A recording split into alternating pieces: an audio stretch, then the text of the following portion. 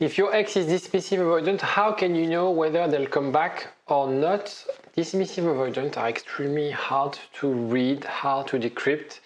I get tons of questions every day of people who dated dismissive avoidant because I used to be dismissive avoidant. I'm going to try to clarify some of those questions in a minute. Jingle. IGetMyExBack.com. Everyone deserves a second chance. So first of all, always remember that being attached to a primary attachment figure is a primary need that we all share as human beings. Okay? It's really important for you to remember this. And what they are doing, avoidant, is they are going against their nature. They unconsciously decide to withdraw, to detach, and to keep their partner at a distance.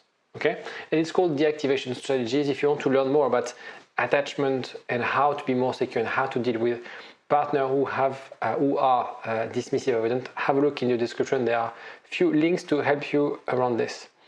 So we have this feeling that they won't come back because they're really good at self-soothing. So one thing that kids develop when they're dismissive avoidant is the ability to self-soothe when there's something wrong, when they're sad, when they're scared, because they don't have that support from their primary attachment figure. They learn as a kid to self-soothe, and that's why breakups are easier.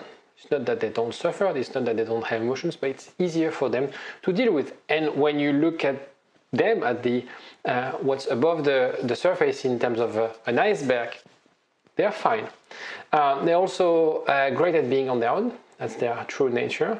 And dismissing emotion, that's why they're called dismissive avoidant. So that's why it's very hard to read a dismissive avoidant after a breakup. So let's ask a few questions about the dynamic of the relationship when you were together. First, did you feel that you were the only one driving the agenda about moving in together, about, meeting each other's parents and so on and so forth?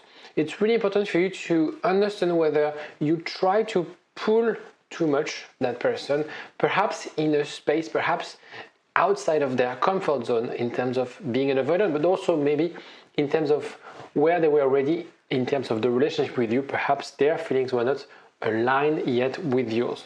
How connected were you? What did you share in terms of your values, in terms of your daily life?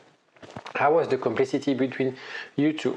Also, a very, very important question. What was different? What was different for you and what was different for them? Even though avoidants, they're not really great at communicating how they feel, you might have heard from him or her something like, I've never been like this with anyone before. I've never shared this with anyone before. So that's a great sign that this person is ready for commitment. It's just that he or she needs to go against their insecure attachment style of being avoidant. Why did you break up? It's also a very important question to answer.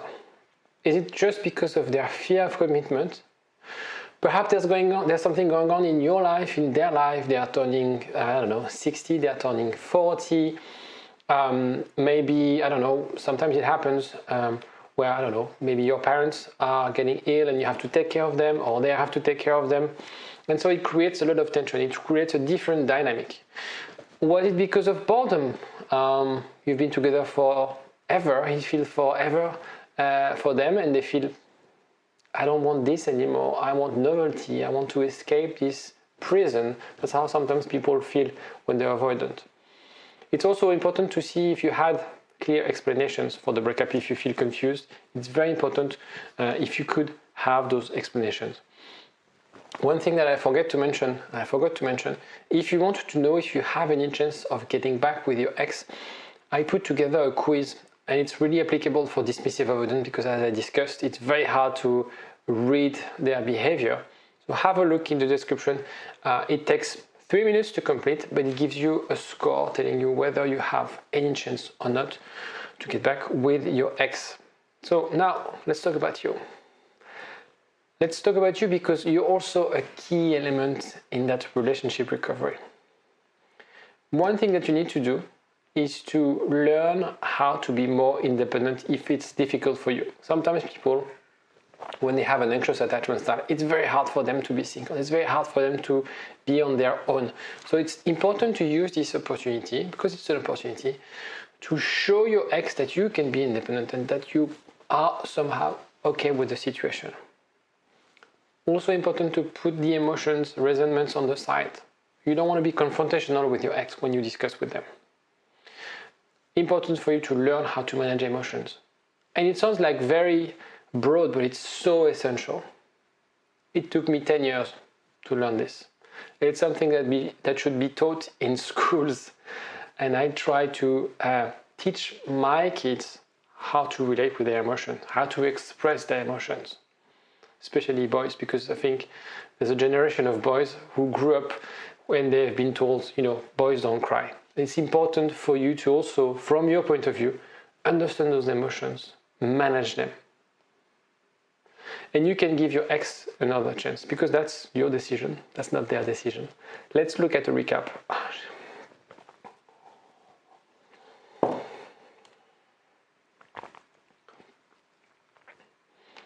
If you want to get back together, it's all about change. It's all about changing what didn't work. And in that sense, this breakup is great. It's an amazing opportunity, because you can learn within your time, within yourself. They can learn and start fresh. Maybe this breakup was hard for you, but if you're honest with yourself, deep inside, not everything was perfect.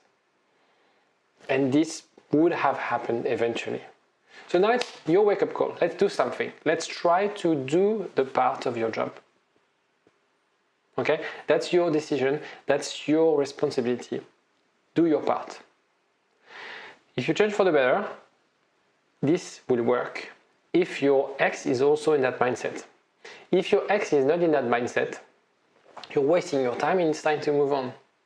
But right now it's really about how can I show, so look at the previous slide, that I can manage my emotions, that I can use effective communication, that I can perhaps design my life in another way that fits what we should be doing together. And if your ex, despite the effort, still prefers to live a life without you or with another person, then it's their loss. Okay, you've done your part and you're gonna have no regret. And what will happen eventually, if it doesn't work, you'll find someone who will make you happy, who will understand, who will be able to connect. Because the problem with the avoidant is it's very hard to connect with them. And if that person is not ready to make any effort, you're wasting your time. It's time to move on. It's time to find someone more secure, someone who will not accept you, but also love you for who you are. And love the commitment and embrace the commitment. That's the message here. You can decide, and when you take action, when you work on those aspects of your life, you're stronger, regardless whether you get back together or not. Remember this, and I'll see you next time. Bye. Get up, nah, I ain't a quitter. Toss me the ball, I'm a really big hitter. Big picture, I'm a straight killer.